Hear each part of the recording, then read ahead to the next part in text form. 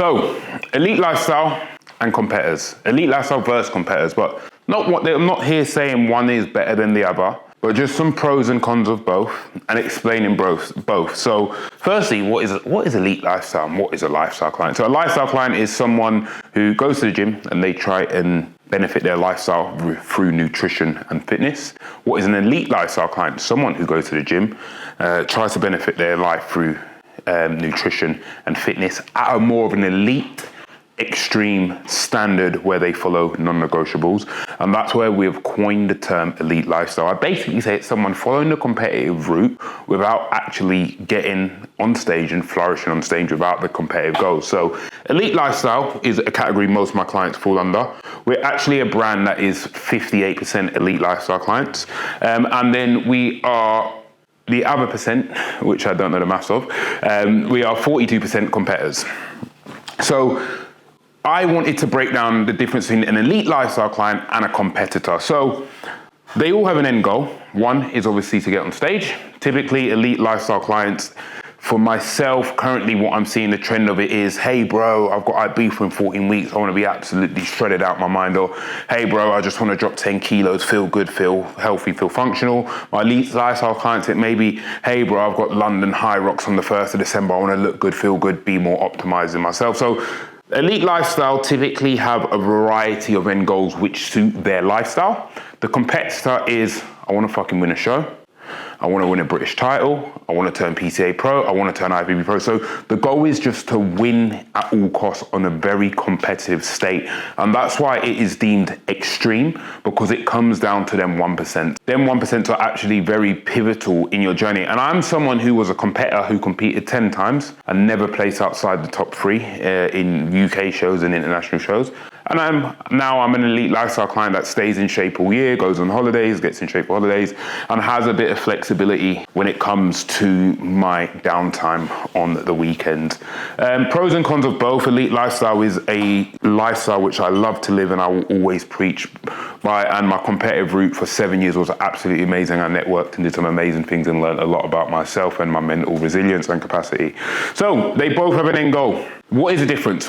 Typically, the duration in the end goal. As an elite lifestyle client, normally they come to me with the mental capacity and being able to diet extremely hard for 10 to 14 weeks. A competitor will vary between 16 and 18 weeks. The reason being is if you're a competitor, the level of condition you need to get to is typically greater than someone with the end goal of going Ibiza.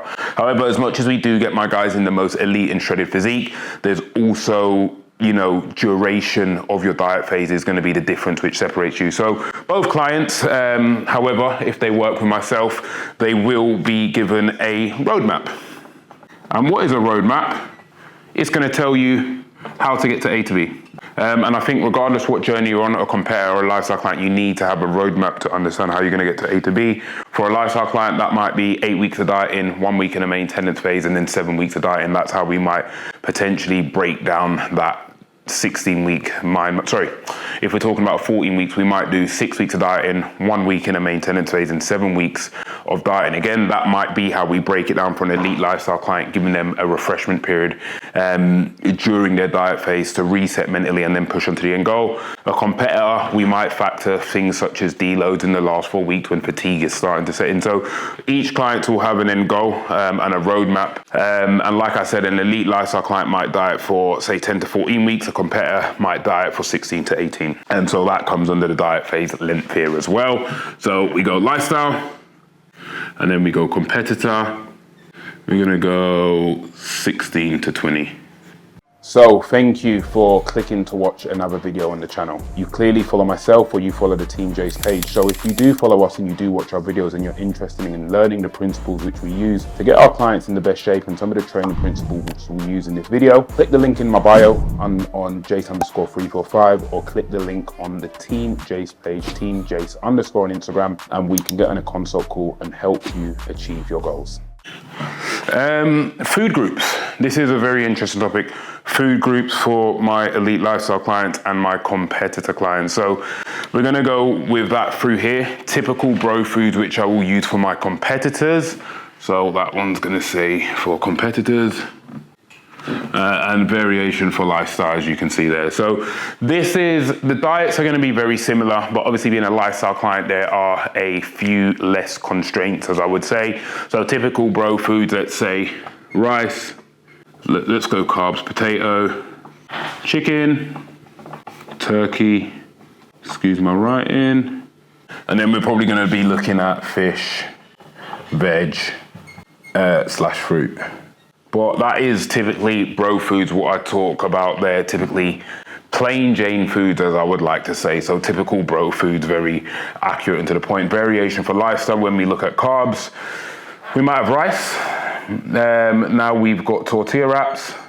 We've then got the opportunity to have bagels. Post-workout, you might have high glycemic index carbohydrates such as cereal. Clients might have the opportunity for chicken breast, don't get me wrong, big staple. But then they might have turkey rashers, etc., etc. So you can see the food has a bit more variation. The carb sources are not as strict, they're not as regimented. They could be slightly higher in fat intake, they could be slightly higher in sort of carbohydrate and stuff like that, a bit more of a fattier chicken sauce. We can also use chicken thighs, etc. So we have a bit more variation in the diet, and this is probably why I love being a lifestyle client now, due to being very strict and rigorous on my diet for years and being able to have the variation that a lifestyle client has in terms of the food groups and having food that is easy to prep daily and very, very enjoyable. So that's also the food groups here. And then we've got what I want to talk about is the training. What is the difference in training between a lifestyle client and a competitor? In terms of split, pretty much similar. I've got lifestyle clients doing legs push pull. I've got lifestyle clients doing bro split. The way we train does not differ. The only thing that might differ with competitors is they might be very regimented on their meal times. Sorry, let's actually call that training times. They might be very regimented on their training times to get the most out of their session. Am I having that carbohydrate meal 60 minutes before my session so that carbohydrate meal can fuel my session? Whereas a lifestyle client might be working in the office, training, that's their tick box at the end of the day, and they don't have them parameters to make sure that meal is in X amount of time and to get the most out of that carbohydrate-based meal to fuel their session. So training split, very similar. Bro splits, legs push pull, bespoke split. Some of my competitors will be a bit more bespoke. For example, legs posterior, push, rest, legs, push, pull.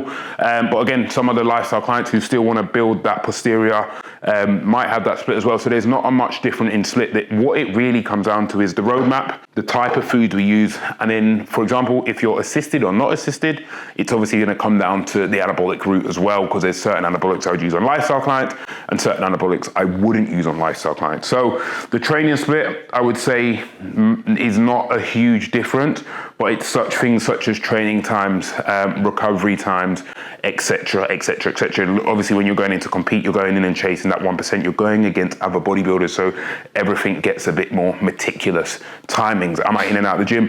When I was a competitor, you couldn't talk to me. Lifestyle client, I might have a chit chat and then get on with my set, if that makes sense.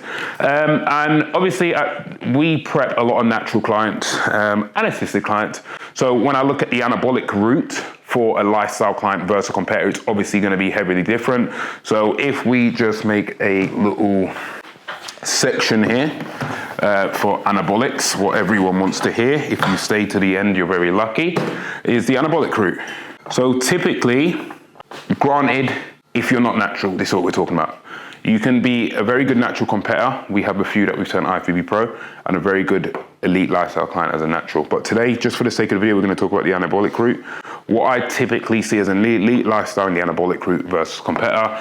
The anabolic route, you might use TRT, Clen, Anavar, Yihimbine. I'm going to give you some dosage as well. TRT at 150 mg per week. Clen, let's say 20 mcg per day, Monday to Friday, 2 days off, allow receptors to get fresh. Anavar, we're going to say at 20 mg pre-workout and at 10 mg Yihimbine daily. That is a peak stack, what I would give to an elite lifestyle client if they wanted to be on a bit more advanced route.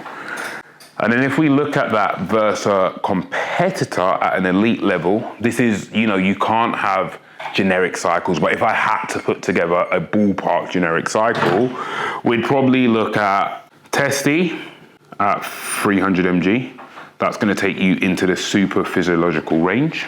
Master on propionate, that's going to help manage estrogen. That's going to give the visual a look of being harder, leaner, and drier. But if you saw one of our other videos, it might accelerate hair loss. So master on propionate at 300 mg. So we're running that at a 1-to-1 ratio, 300 mg for 300 mg. So that's meant to help mitigate any estrogenic side effects. We might be looking at in the depths of a contest prep where food is low, energy's low, there's signs of lethargy, you're feeling a bit flat, we might use primobolan for a cosmetic effect. Let's say ballpark at 150 mg. And then we look at the fat burning route. Clen would typically be in the back end of a phase at a higher dosage, probably looking at 60 mcg. mcg Clen. Probably looking at T3. As you diet, your thyroid hormone starts to stop, so we tend to use T3 to put that back in super physiological range. 25 mcg T3. And then probably as well, Winstrol. You know, there's two options here for a hard dry effect. We could use Winstrol if you're super flat and we want a bit more of a cosmetic fullness. We could use Anavar, so could be using Winstrol as well there. So 20 mg Winstrol. And obviously this is a made up stack just in the comparison of what we'd be potentially using as a competitor. Obviously it's going to be more heightened than when we look at an elite lifestyle client. However, I do advise my lifestyle clients to try and stay as natural as possible, and potentially if they want to just delve into some fat burners, if that's a personal choice. But even as myself, as an ex-competitor, go into a lifestyle client, I would never use a competitive cycle being a lifestyle client, because the risk or reward is obviously greater being a competitor, and I don't agree with running high anabolics as a lifestyle client. I'm a big advocate for TRT. If you're into your 30s, keeping your testosterone in the natural range. Clenbuterol is not a steroid, but it's steroid-like. It's going to help with them fat burning properties. Your Himbine's a natural-based supplement, and if you have got experience due to PEDs, running a bit of Anavar to help keep some fullness from a cosmetic standpoint. If you have something like a photo shoot, could be used very safely over a small duration of time. So lifestyle client and competitors, just breaking them down, the duration, the variety in foods, the difference in drug cycles, having the roadmap, and sort of what I prefer now. As I get older, it's being an elite lifestyle client. In my 20s, it was being a serial competitor.